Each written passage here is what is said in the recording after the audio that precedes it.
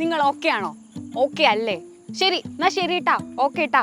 അങ്ങനെ ഓക്കെ എന്ന വാക്ക്, ഓക്കെ എന്ന ഇംഗ്ലീഷ് അക്ഷരമാലയിലെ രണ്ടേ വാക്ക് എങ്ങനെയാണ് നമ്മുടെയൊക്കെ നിത്യജീവിതത്തിൽ നിത്യഘടകമായത്? എങ്ങനെയാണ് ഓക്കെ എന്ന വാക്ക് ഉത്ഭവിച്ചത്? ഇതൊന്നും അറിയില്ലല്ലേ? പറഞ്ഞുതരാം.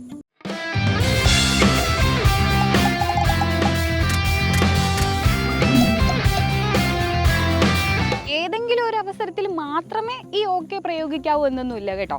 ഔദ്യോഗികമായും അനൗദ്യോഗികമായും ഒക്കെ ഓക്കെ നമുക്ക് പ്രയോഗിക്കാവുന്നതാണ്.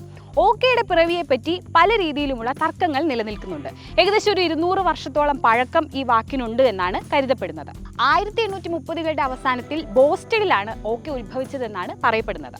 ചരിത്രപരമായ തെളിവുകൾ നോക്കുകയാണെങ്കിൽ സ്കോട്സ് ഭാഷയായ ഓക്ക് ആയ എന്നതിൽ നിന്നും ഗ്രീക്ക് ഭാഷയായ ഓലാക്കാല എന്നതിൽ നിന്നുമാണ് ഓക്കെ എന്ന പിറവി എന്നും പറയപ്പെടുന്നുണ്ട്. ഇനി മറ്റൊരു രസകരമായ സംഭവം പറയാം. അതായത് ഈ 1830കളിൽ തന്നെ US-ൽ വാക്കുകൾ മനഃപൂർവ്വം തെറ്റിച്ച് പറയുന്നതിനെ ഒരു വിനോദമായിട്ട് കണ്ടിരുന്നു.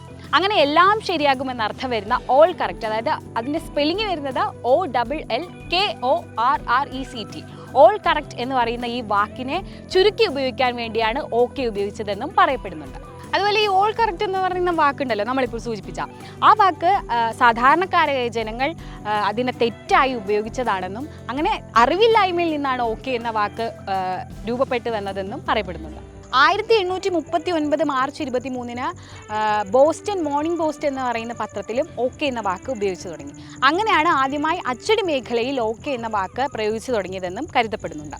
പതിയെ അമേരിക്കയിലുടനീളം ഓക്കെ എന്ന വാക്ക് ഉപയോഗിച്ചു തുടങ്ങി.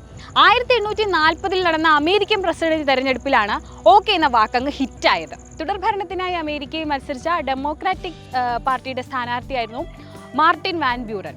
അദ്ദേഹത്തിന്റെ പ്രചരണത്തിന് വേണ്ടിയാണ് പിന്നീട് ഓക്കെ എന്ന വാക്ക് ഉപയോഗിച്ചത്. അതിന് പിന്നിലുണ്ട് ഒരു കഥ. അതായത് ന്യൂയോർക്കിലെ ഓൾഡ് കിൻഡർ ഹുക്കിലാണ് അദ്ദേഹം ജനിച്ചത്. അതുകൊണ്ട് തന്നെ അദ്ദേഹത്തിനോടുള്ള ഓമന പേരായിട്ടാണ് ഓക്കെ എന്ന വാക്ക് ഉപയോഗിച്ചത്. പിന്നീട് അനുയായികൾ ഒന്നും നോക്കിയില്ല, ഓക്കെ എന്ന വാക്ക് ഉപയോഗിച്ചുകൊണ്ടാണ് അവർ പ്രചരണം കൊഴിപ്പിച്ചത്. ഓക്കെ ഓമന പേരാക്കി ഓക്കെ ക്ലബ്ബൊക്കെ രൂപീകരിച്ച് വാൻ ബ്യൂറന്റെ അനുയായികൾ പ്രചരണം കൊഴിപ്പിച്ചെങ്കിലും ഓക്കെ അദ്ദേഹത്തെ പിന്തുണച്ചില്ല, അദ്ദേഹം തോറ്റു. എന്നാൽ ഓക്കെ എന്ന ഈ 2 അക്ഷരത്തിന് അമേരിക്കൻ ജനത വളരെ പ്രാധാന്യമാണ് കൊടുത്തത്. അവരിതിനെ വളരെ സ്വീകാര്യതയോടെയാണ് കണ്ടതും. റെയിൽവേ അധികൃതർക്ക് പിൽക്കാലത്ത് റെയിൽവേ അധികൃതർ ഒരു സന്ദേശം അയച്ച് അതിനുള്ള മറുപടിയായിട്ട് ഓക്കെ എന്ന വാക്ക് തിരിച്ചയക്കാൻ തുടങ്ങി. അതുപോലെ തന്നെ പതിയെ പരസ്യമേഖലയിലും ഈ ഓക്കെ എന്ന വാക്ക് വലിയ രീതിയിൽ ഉപയോഗിക്കാനും തുടങ്ങി. മറ്റൊരു സംഭവം, അലൻ മെറ്റ്കാഫ് എഴുതിയ ഓക്കെ എന്ന് പറയുന്ന ഒരു പുസ്തകമുണ്ട്. ഈ പുസ്തകത്തിൽ പറയുന്നത് ഓക്കെ എന്ന വാക്കിനെ ജസ്റ്റ് വിവരം കൈമാറാം എന്നല്ലാതെ മനുഷ്യവികാരങ്ങളൊന്നും ഇതിലൂടെ കൈമാറാൻ കഴിയില്ല എന്നാണ് അലൻ മെറ്റ്കാഫ് ഈ പുസ്തകത്തിലൂടെ പറഞ്ഞു വെക്കുന്നത്.